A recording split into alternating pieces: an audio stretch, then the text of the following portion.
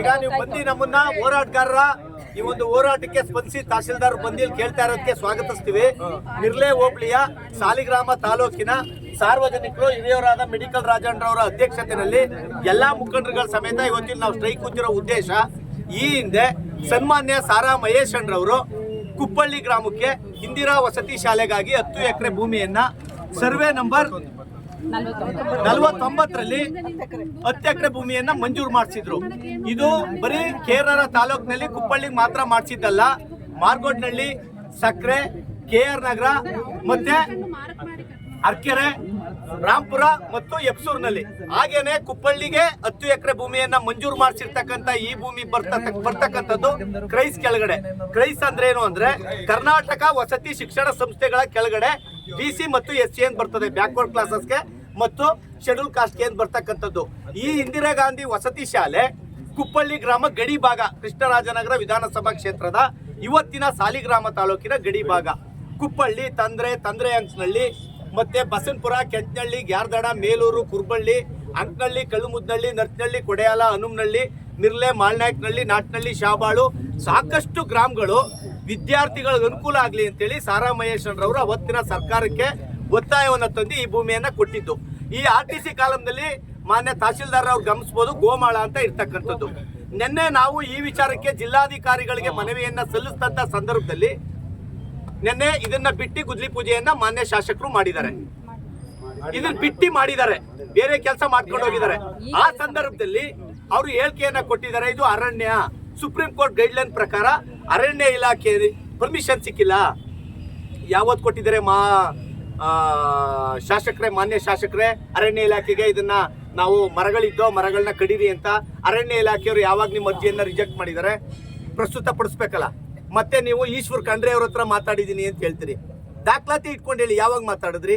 ಇದು ಬರ್ತಕ್ಕಂಥ ಏನು ಈ ಒಂದು ಶಾಲೆ ಇದೆ, ಈ ಶಾಲೆಯನ್ನ ನೀವು ಅಲ್ಲೆಲ್ಲ ನಾವು ಹೇಳ್ದೋ ಗ್ರಾಮದ ಕೆಲವೊಂದು ಜನ ಹೇಳ್ಕೊಂಡು ಹೆಸರು ಹೇಳಿದ್ರಿ, ಮುಖಂಡರುಗಳನ್ನ ಇಟ್ಕೊಂಡು ನಾವು ಇದನ್ನ ವರ್ಗಾವಣೆ ಮಾಡ್ಲಿಕ್ಕೆ ಹೇಳ್ದು ಅಂತ. ಯಾವಾಗ ಕುಪ್ಪಳ್ಳಿನಲ್ಲಿ ಎಲ್ಲ ಯಜಮಾನ್ರುಗಳು ಗ್ರಾಮದವ್ರು ಬಂದಿದ್ದಾರೆ, ಯಾವಾಗ ನೀವು ಸಭೆ ಮಾಡಿದ್ರಿ? ಈಗ ಉದಯಗಿರಿ, ಅರ್ಕೆರೆ ಪಕ್ಕದಲ್ಲಿ ಈಗಾಗಲೇ ಮುರಾರ್ಜಿ ದೇಸಾಯಿ ಶಾಲೆ ಇದೆ, ರಾಂಪುರದಲ್ಲಿ ಶಾಲೆ ಇದೆ, ಎಪ್ಸೂರ್ನಲ್ಲಿ ಶಾಲೆ ಇದೆ, ಸಕ್ರೆಲ್ ಶಾಲೆ ಇದೆ, ಮಾರ್ಗೋಡ್ನಲ್ಲಿ ಶಾಲೆ ಇದೆ, KR ನಗರದಲ್ಲಿ ಶಾಲೆ ಇದೆ, ಕಿತ್ತೂರು ರಾಣಿ ವಸತಿ ಶಾಲೆಗಳು ಮತ್ತೆ ಅಂಬೇಡ್ಕರ್ ವಸತಿ ಶಾಲೆಗಳು ಎಲ್ಲ ಇದೆ. ಕುಪ್ಪಳ್ಳಿ ಗ್ರಾಮದ ಈ ಗಡಿ ಭಾಗದ ಜನಗಳಿಗೆ ಮೋಸ ಮಾಡಕ್ಕೆ ಯಾಕೆ ಸ್ವಾಮಿ ಮಾಡಿದಿರಿ ನೀವು? ಮಾನ್ಯ ಶಾಸಕರು ಕೇಳಲಿಕ್ಕೆ ಬಯಸ್ತೀನಿ ನಾನು. ಈಗ ನೆನ್ನೆ ಮನೆಯೆಲ್ಲ ಸುದ್ದಿ ಮಾಧ್ಯಮಗಳಲ್ಲಿ ಬಂತು, ಮಠದ ಕಾವಲಿನಲ್ಲಿ 20 ಎಕರೆ ಅರಣ್ಯ ಭೂಮಿಯನ್ನ ವಶಪಡಿಸ್ಕೊಂಡಿದ್ದಾರೆ, ಮರಗಳನ್ನ ಕಡ್ದು ಎಲ್ಲ ಅಕ್ರಮವಾಗಿ ಮಾಡ್ಕೊಂಡಿದ್ದಾರೆ ಅಂತ ನೀವು ಕಣ್ಣು ಮುಚ್ಕೊಂಡಿದ್ದೀರಾ? ಅವ್ರ ಮೇಲೆಲ್ಲ ಬಂತಲ್ಲ, ಏನ್ ಕ್ರಮ ತಗೊಂಡಿದ್ದೀರಿ? ತಹಶೀಲ್ದಾರ್ ಏನ್ ಕ್ರಮ ತಗೊಂಡಿದ್ದಾರೆ? 20 ಎಕರೆ ಕಾಡನ್ನ ಕಡ್ದು ವೈಯಕ್ತಿಕವಾಗಿ ಅವ್ರ ಭೂಮಿಯನ್ನು ಮಾಡ್ಕೊಂಡಿದ್ದಾರೆ, ಯಾರು ಕೂಡ ಪ್ರಶ್ನೆ ಮಾಡ್ತಾ ಇಲ್ಲ. ತಾಲೂಕು ಆಡಳಿತ ಕಣ್ಮುಚ್ಕೊಂಡು ಕೂತಿದೆ, ಶಾಸಕರು ಕಣ್ಮುಚ್ಕೊಂಡು ಕೂತಿದ್ದಾರೆ. ಈ ಗೋಮಾಳದಲ್ಲಿ ಇರ್ತಕ್ಕಂಥ 10 ಎಕರೆ ಭೂಮಿಯನ್ನ ಈಗಾಗಲೇ RTC ಕಾಲಂನಲ್ಲಿ ಇದೆ, ಸರ್ಕಾರಿ ಪ್ರೌಢಶಾಲೆ ಕಟ್ಟಡಕ್ಕಾಗಿ ಶ್ರೀಮತಿ ಇಂದಿರಾ ಗಾಂಧಿ ವಸತಿ ಶಾಲೆ ಅಂತೇಳಿ.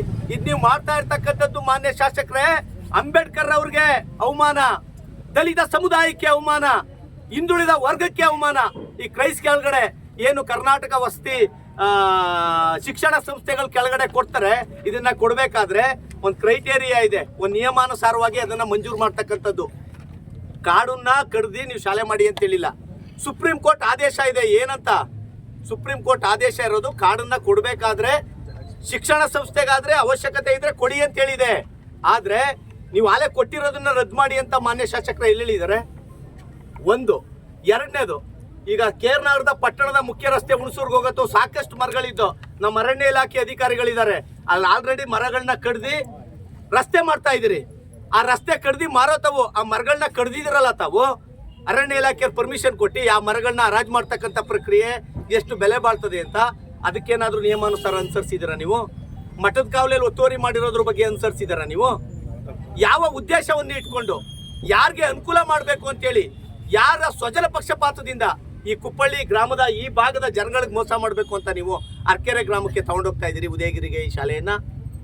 ಇದಕ್ಕೆ ತಹಶೀಲ್ದಾರ್ ಅವ್ರಿಗೇನಾದ್ರೂ ಚರ್ಚೆ ಮಾಡಿ ಮೀಟಿಂಗ್ ಮಾಡಿದೀವಿ ಅನ್ನೋದಿದ್ರೆ ಹಾಜರ್ಪಡಿಸಿ, ಇಲ್ಲ ಅರಣ್ಯ ಇಲಾಖೆಯವ್ರ ಜೊತೆ ಮಾಡಿದೀನಿ ಅಂದ್ರೆ ಹಾಜರ್ಪಡಿಸಿ, ಅಥವಾ ಈಶ್ವರ್ ಖಂಡ್ರೆ ಅವ್ರ ಹತ್ರ ಮಿನಿಸ್ಟರ್ ಹತ್ರ ಮಾತಾಡಿದೀನಿ ಅಂದ್ರೆ ಹಾಜರ್ಪಡಿಸಿ. ಹಣೆಗೂ ಅಲ್ಲ ನೆತ್ತಿಗೆ ನೀವು ತುಪ್ಪ ಬೆಳೆದಿರೋದು. 3 ವರ್ಷ ಆಯ್ತು, ಇನ್ನೂ ಹಣೆಗೆ ಬಂದಿಲ್ಲ, ಇನ್ನು ಬಾಯಿಗೆಲ್ಲಿ ಬರ್ತದೆ? 3 ವರ್ಷದಿಂದ ನೀವು ಸುಳ್ಳು ದಾಖಲೆ ಇಲ್ಲದೆ ಇರ್ತಕ್ಕಂಥ ಒಂದು ಅಂಶಗಳನ್ನ ಸಾರ್ವಜನಿಕರಿಗೆ ಮುಂದೆ ಇರ್ತಕ್ಕಂಥದ್ದನ್ನ ಬಿಡಿ. ಈ ಕುಪ್ಪಳ್ಳಿ ಗ್ರಾಮದ ಬರೀ ಕುಪ್ಪಳ್ಳಿ ಅಲ್ಲ, ಅದು ಕುಪ್ಪಳ್ಳಿ ಗ್ರಾಮಕ್ಕೆ ಕೊಟ್ಟಿರೋದಾದ್ರೂ ಕೂಡ ಈ ಭಾಗದ ಮೇಲೂರು ಪಂಚಾಯತಿ, ತಂದ್ರೆ ಪಂಚಾಯತಿ, ನರಿಚನಹಳ್ಳಿ ಪಂಚಾಯತಿ, ಮಿರ್ಲೆ ಪಂಚಾಯತಿ, ಅಂಕನಹಳ್ಳಿ ಪಂಚಾಯತಿ ಹೊಂದ್ಕೊಂಡಾಗೆ ಸಾಕಷ್ಟು ಸಾರ್ವಜನಿಕರಿಗೆ ಅನುಕೂಲ ಆಗ್ತಕ್ಕಂಥ ಶಾಲೆ ಇದು. ಮುಂಡೂರು, ತಂದ್ರೆ, ಮತ್ತೆ ಬಸವರಾಜಪುರ, ಈ ಕಡೆ ಕಾಳಮುಂಕೊಪ್ಲು, ಸಾಲ್ಗೊಪ್ಲು, ಕುಲ್ಮೆ ಹೊಸೂರು, ದೊಡ್ಡಕೊಪ್ಲು, ಈ ಭಾಗದವ್ರೆಲ್ಲರಿಗೂ ಅನುಕೂಲ ಆಗ್ತಿತ್ತು. ನೀವು ಇದನ್ನ ಏಕಾಏಕಿ ಯಾವ ಉದ್ದೇಶದಿಂದ ತಗೊಂಡೋದ್ರಿ? ಓಲಿ ನೀವು ಮಂಜೂರು ಮಾಡಿಸಿದ, ನೀವು ಹೇಳಿದ್ರಿ ಸಾಕಷ್ಟು ದಿನಗಳ ಹಿಂದೆ ಆಗಿತ್ತು ಅಂತ. ಯಾವ ವರ್ಷದಲ್ಲಿ ಆಗಿತ್ತು ಅಂತ ಹೇಳಿ ಸ್ವಾಮಿ. ಇದನ್ನ ಮಾಡಿಸ್ತಂತವ್ರು ಸನ್ಮಾನ್ಯ ಈ ತಾಲೂಕಿನ ಜನಪ್ರಿಯ ಶಾಸಕರಾಗಿದ್ದಂತ ಸಾರಾ ಮಹೇಶ್ವರರವರು, ಮಾಜಿ ಮಂತ್ರಿಗಳು. ಅವರು ಬರೀ ಕುಪ್ಪಳ್ಳಿಗೆ ಮಾತ್ರ ಅಲ್ಲ, ಈ ತಾಲೂಕಿನಲ್ಲಿ ಅವ್ರು ಶಾಸಕರಾಗಿ ಬಂದ್ಮೇಲೆ ನನಗೆ ಏನ್ ಹೇಳಿದೆ, ಸುಮಾರು ಎಲ್ಲಾ ಹೋಬಳಿಗಳು ಒಂದೊಂದರಂತೆ ವಸತಿ ಶಾಲೆಗಳನ್ನ ತಂದುಕೊಟ್ಟಿದ್ದಾರೆ. ಜಾತ್ಯತೀತವಾಗಿ, ಪಕ್ಷಾತೀತವಾಗಿ ಯಾವುದೇ ಗ್ರಾಮಗಳಾಗ್ಲಿ ಶಿಕ್ಷಣ, ರಸ್ತೆ ಮತ್ತು ನೀರಾವರಿಗೋಸ್ಕರ ಮುಡುಪಾಗಿಟ್ಟಂಥದ್ದು. ಅವರು ತಂದಿರೋದನ್ನ ಯಾವ ಉದ್ದೇಶಕ್ಕೋಸ್ಕರ ನೀವು ಈ ರೀತಿ ಮಾಡಿದ್ರಿ ಮಾನ್ಯ ಶಾಸಕರೇ? ಗೌರವಾನ್ವಿತ ತಹಶೀಲ್ದಾರರಿಗೆ ಹೇಳಕ್ ಬಯಸೋದು ನಾನು, ನೀವು ಈ ತಾಲೂಕಿನ ದಂಡಾಧಿಕಾರಿಗಳಾಗಿ ಮಠದ ಕಾವಲಿನಲ್ಲಿ 20 ಎಕರೆ ಭೂಮಿ ಅರಣ್ಯ ವರದಿ ಕತ್ತಿಸಿ ಬಿಸಾಕಿದ್ದಾರೆ. ಪೇಪರಿಗೆ ಬಂತು, ನೀವೇನ್ ಕ್ರಮ ತಗೊಂಡ್ರಿ?